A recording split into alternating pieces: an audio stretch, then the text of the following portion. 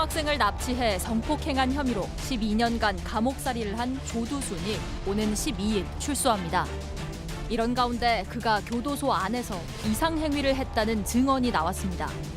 5일 뒤 출소하는 조두순의 감옥 생활에 대한 증언을 짚어봅니다. 5일 뒤 12일에 출소한다. 벌써 그날이 왔군요.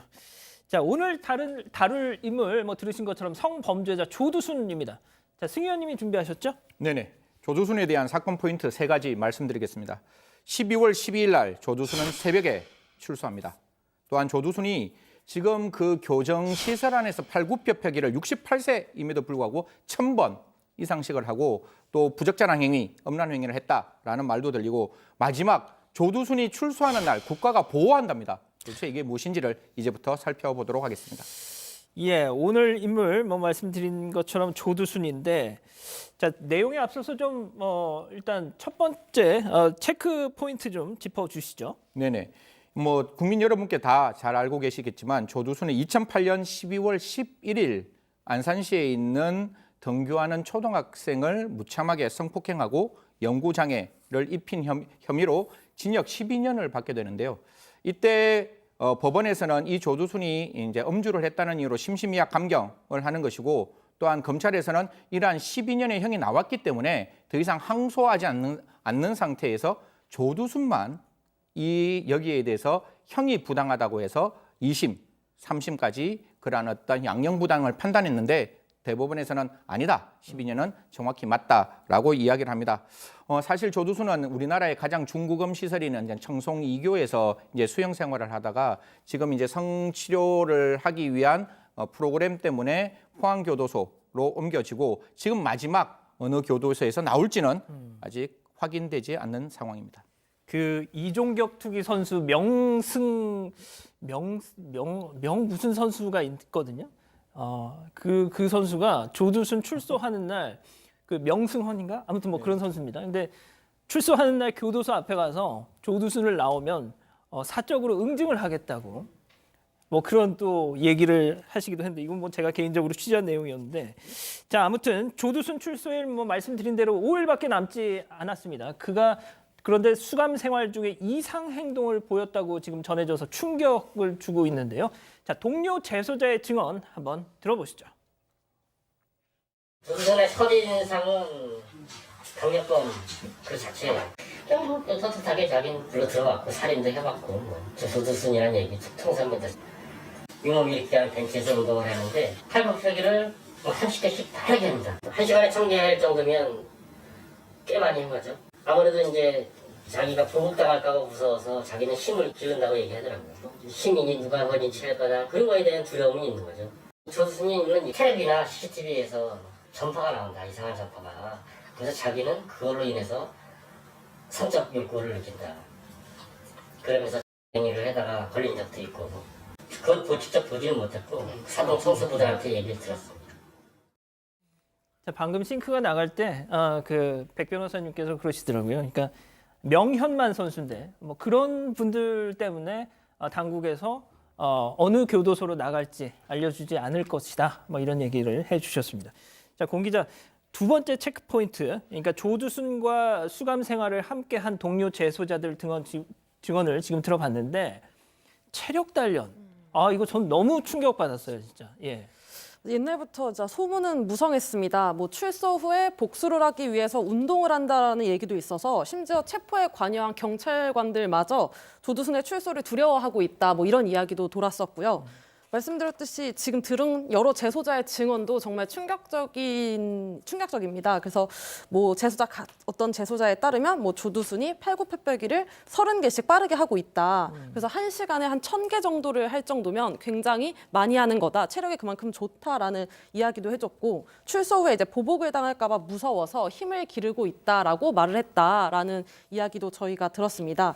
특히 이런 재소자들의 증언에 따르면 폭력적인 성향이 여전히 심한 것으로 전해지고 있어요. 그래서 이제 조두순과 함께 생활을 했던 재소자가 증언한 바에 따르면 처음에는 조두순과 함께 이제 왔을 때 이 사람이 어떠한 범행을 저질렀는지 몰랐다고 해요. 그런데 이제 언론에도 많이 보도가 되고 교도소 내에서도 소문이 어떤 났겠죠. 그렇죠. 어떤 범행을 저질렀는지 알려지게 되다 보니까 또 다른 재소자들이 조두순을 이제 때리고 폭력을 가하고 이제 인간 이하의 취급을 했다라는 이야기도 전해지더라고요. 그러다 보니까 이제 조두순이 결국은 독거실로 수감이 됐거든요.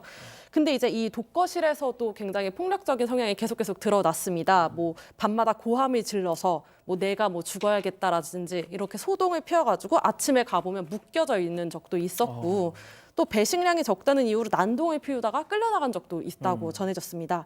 그래가지고 왜 그런가라고 이제 생각을 해보면 아무래도 이제 시설이 좋은 교도소에서 생활을 하다가 상대적으로 좀 규율이 엄격한 교도소로 이제 돌아오게 됐다 보니까 여기서 쌓였던 불만들이 조금 폭발을 한 게 아니냐라고 증언을 하는 재소자들도 있더라고요. 그렇군요. 자, 승희 의원님, 보통 이런 재소자들 사이에서도 뭐 강간범, 뭐 이런 사람들은 자기들끼리 그 안에서도 더 진짜 나쁜 놈이다 뭐 이런 얘기를 취급을 받나 보죠. 뭐 아무래도 교도소 내에서도 그 나름대로의 어떤 하이아르키 청계가 이렇게 나누어져 있는 부분이 있고 그 중에 가장 이제 안 좋은 죄질에 있는 범행 중에서 가장 대표적인 게 어린아이, 유아에 대한 성추행, 성폭행 이게 가장 안 좋은데 가장 대표적인 범죄였다고 그래서 아마 자기의 범죄를 최대한 숨겼을 거예요. 그 교정시설 안에서는. 근데 지금 제가 보는 것은 분명히 지금 조두순이 나오잖아요. 이게 나오는 게 명확하고 나오는데 분명히 저 탐사 프로그램의 내용이 맞다면 지금도 자기 성욕이 억제가 안 되는 그러니까요. 상황인 것이고 예. 성욕이 억제가 안 되는데 그걸 참는 것도 아니고 행동으로 표출하는 게 저는 너무 섬뜩한 거예요. 예. 그러니까 사람 누구나 베이직 인스팅트가 있거든요. 그러면 우리는 참는데 그걸 그 교정시설 안에서 직접 표현하고 있다라는 점은 굉장히 좀 저희들이 새롭게 들여다봐야 되는 부분이 아닌가라고 생각을 합니다. 알겠습니다. 진짜 제 생각에도 이 정도 되면 이건 병이 아닌가 싶은데 자, 동료 재소자들의 증언 다시 한번 좀 들어보시죠.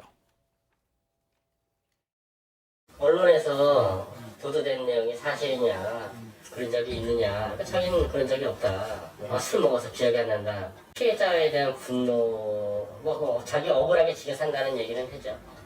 처음엔 다행이라네. 모르고 난 그런 적도 없다. 난 자기는 억울하다. 반성을 하는 사람이면 자기가 범행을 시인을 하고 반성을 한다고 말을 했겠죠. 출소 이후에 나가서 뭐 해먹고 살 거냐고 물어본 적이 있었는데 집 근처 승산로에서 커피 판매를 한다고 얘기하더라고요.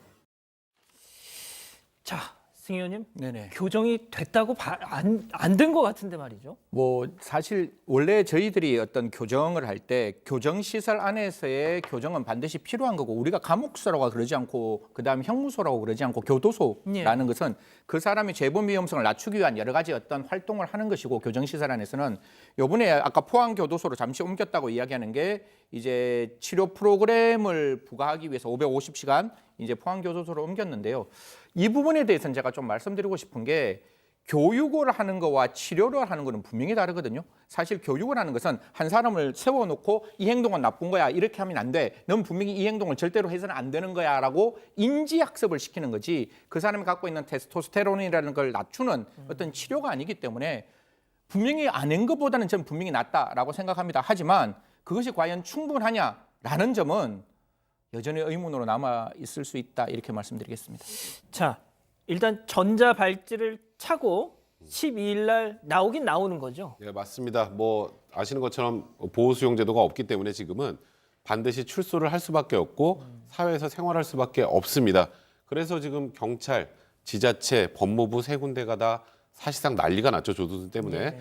왜냐하면 조두순이 지금 말씀하셨던 것처럼 누가 봐도 재범 위험성이 굉장히 커 보이는데 그러니까요. 이 사람이 다시 사회로 들어와서 혹여라도 재범을 일으키면 그러면 정말 난리가 납니다. 그래서 지금 통상적으로 나오면 이제 보호관찰관이 1대1로 밀착해서 감시하는 사람은 거의 없는데 이제 조두순 같은 경우 1대1로 밀착 감시를 하게 되고요. 24시간 내내입니다. 그리고 주 단위로 이동하는 것, 그다음에 생활 계획 같은 것들도 다 제출을 해야 되고 그리고 이제 이런 거 있죠. 그냥 불시에 검문하지 않으면 검사하지 않으면 딴 거 할 수 있잖아요. 그래서 예. 불시에 검사도 중간중간에 한다고 합니다. 이제 이런 일이 있다 보니까 지금 국회 차원에서도 소위 조두순 재범방지법이라고 해서 일단 전자발찌를 차고 나온 사람은 그 이후에 뭐 예를 들어서 누군가에 대해서 접근 금지를 명령한다거나 여러 가지 부가 조치를 할 수 있는 그런 법안을 지금 만들었는데 이 부분이 이제 통과가 됐으니까 이게 본회의가 조두순이 나오기 전까지만 만약에 통과가 된다면 조두순에게도 특별한 시간대, 특별한 장소, 예를 들어서 뭐 아동 청소년 통학 시간 같은 때 그런 때는 아예 못 나오게 하는 거죠. 이런 것들을 추가로 부과할 수 있는데 아직은 지금 통과가 안 된 상황입니다. 예. 자, 마지막 세 번째 체크 포인트 짧게 좀 살펴보죠. 일단 이 기자, 앞서도 뭐 잠깐 얘기를 했지만 어느 교도소에서 또 언제 나올지는 아직 정확히 공개가 안 된 거죠? 네, 공개가 안 됐습니다. 일부 유튜버나 커뮤니티 이용자들이 이제 조두순이 출소하면 찾아가겠다 이런 말들도 하고 있는데요. 아까 말씀하신 이 종합 격투기 선수도 마찬가지 네. 경우인데 이런 어떤 마음인지는 충분히 마음적으로는 이해가 가지만 이런 마음을 가지고 있는 것과 실제로 행동을 하는 것과는 또 다른 문제입니다. 그렇기 때문에 이제 관계 당국에서도 고민이 큰 상황인데요. 그렇기 때문에 이제 별도의 차량을 좀 제공해서 이렇게 이동을 하는 방안도 좀 고려는 되고 있는데 특혜 시비에 휘말릴 수 있기 때문에 조금 더 고민이 될 것 같습니다. 그렇군요. 자, 일단 이 특별 호송 차량을 이용해서 조두순을 자택으로 이동하게 된다. 이거 어떻게 봐야 될까요? 사실 지금 어느 교도소에서 몇 시에 나오는지는 알려주지 않고 네네네. 그다음에 일단은 뭐 조두순을 위해서 어쨌건 특별 호송 차량을 이용해서 호송한다. 어찌 보면 특별 대접이다. 이것도 형평에 어긋나는 게 아니냐 하고 분통을 터뜨리시는 분들 많을 것 같은데요. 저는 필수 불가결한 어쩔 수 없는 조치라고 생각을 합니다.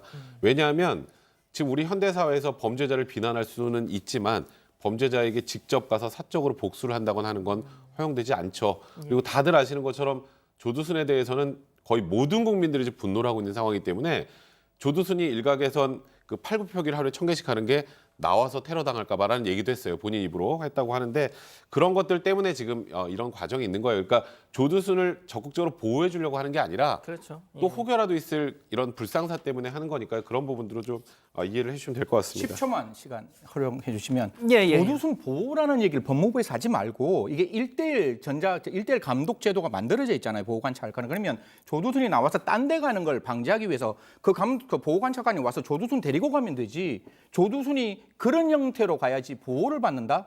저는 정말 용납할 수 없는 단어라고 생각합니다. 알겠습니다. 11초 됐습니다. 예. 출소 5일을 앞두고 있는 조두순에 대해서 지금까지 짚어봤습니다. 다음